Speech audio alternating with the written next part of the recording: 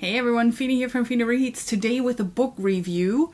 I just recently got a recommendation from Jake over at the Bookish Drummer to read Wonderland by Zoe Stage, because in my popular book opinions tag, if you read that, I said one of the genres that I would love to read more of is horror. And, you know, I did it. I read a horror book. Oh my goodness. And it was amazing. So I read Wonderland by Zoe Stage, which, by the way, has an amazing cover, but the book is also incredible, so I had to talk about it. Alright, so first of all, a big shout out to Jake from the Bookish Drummer, because he recommended that book to me, and he and I already had a first conversation where he was asking like, hey, how did you actually like it? And I was like, oh my god, it's so good! It's so good! And that's why I wanted to just talk about with everyone, because Jake has already been talking about on his channel and has been recommending this to a lot of people. So here I am, shouting it from the rooftops with him. You have to read this book. It is so good. So Wonderland starts out with a family with 2 kids moving from a 600 square foot apartment or a 700 square foot really small apartment in the middle of New York City to a big acreage lot with a big house in the middle of nowhere.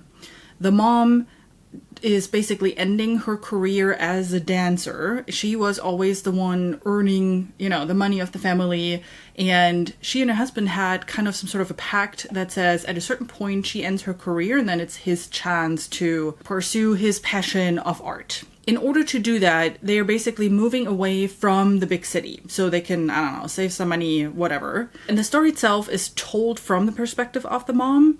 And you kind of, at the beginning, get into her head and you see her thoughts on that whole, do I really want to be done with my career? Am I actually really okay with my husband pursuing his art career? So you're getting a little bit of that kind of thought. And then you're thrown into the middle of nowhere. So they got their house ready, right? They did some renovations. The last people drive away, like the contractor drives away and everything. And they are now in the house in that middle of nowhere. There's no city nearby. It's like, I don't know, an hour away is the next big city. And you're all of a sudden thrown into this really quiet and eerie scenery where you don't really know what's going on with the mom too. Again, you're hearing everything from her perspective. So she's telling you how their days went, how the kids are doing, how the kids are playing outside. And then it starts with her seeing things, and you're like, what is going on? Because it seems like it's only her seeing things. The writing is just so, you know, it pulls you in and it keeps you like glued to the page because you're sitting there and thinking about and starting to doubt the mom too, like the dad does, like the kids do. But then all of a sudden the daughter says something and you're like, wait, hang on a second, what's happening here? And that's kind of this whole book, essentially.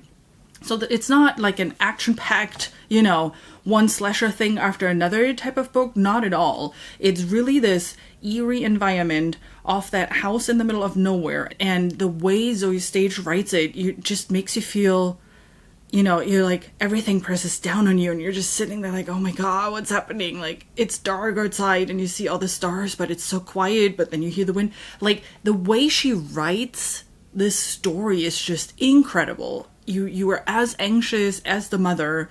You are as, you know, like on the edge of your seat type of what's happening here? What are we actually reading about right now? And really only closer to the last third of the book, I'd say, is when you understand what the trope of the book is. I don't want to say what type of horror trope it is because that is completely spoilery in my opinion. So I read this book in 2 days, like a Saturday afternoon and a Sunday morning, and I could not put it down. Well, I had to eventually when it got dark because I'm telling you, that atmosphere in this book is just...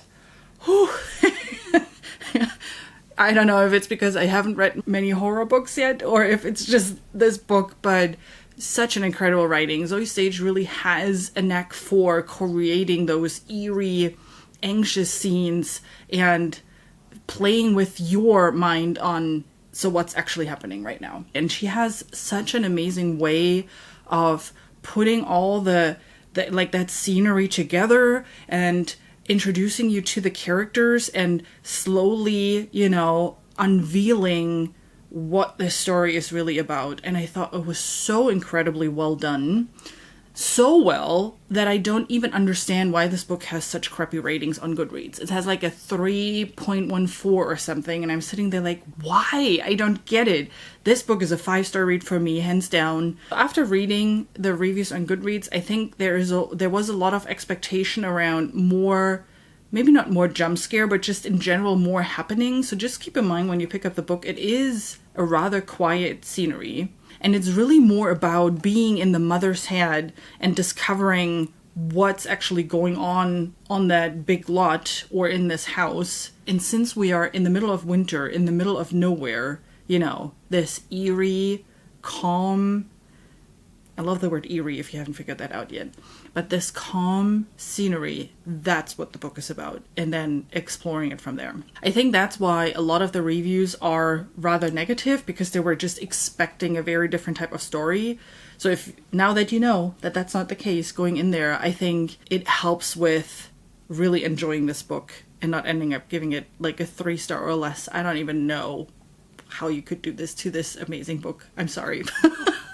The only thing, but that's a personal preference type thing. So while I was reading the book, I was hoping for a very specific trope of the book, and that is not the trope that it ended up being.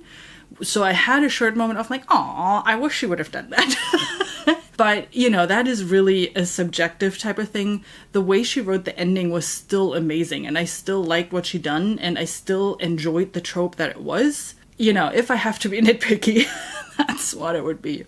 Thanks so much for joining me. I have to hold this book up one more time because this cover is just so incredibly gorgeous.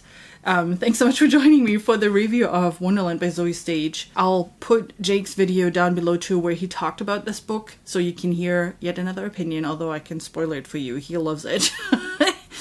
And I hope you give this a chance and pick it up. It is so good. Even if you're like a horror newbie like I am, it has its moment where you sit there and it's like, okay, I have to put it down for a short second and just breathe and hope it's not dark outside and hope nothing is rattling in the house right now. So like it has that, but it's not really bad where like, okay, I'm going to have nightmares for the rest of my life. It's thankfully not that. So if you're interested in horror and wanted to read more of that genre, I think this is actually a really interesting book to get started with. All right, thanks so much for joining me for today's book review.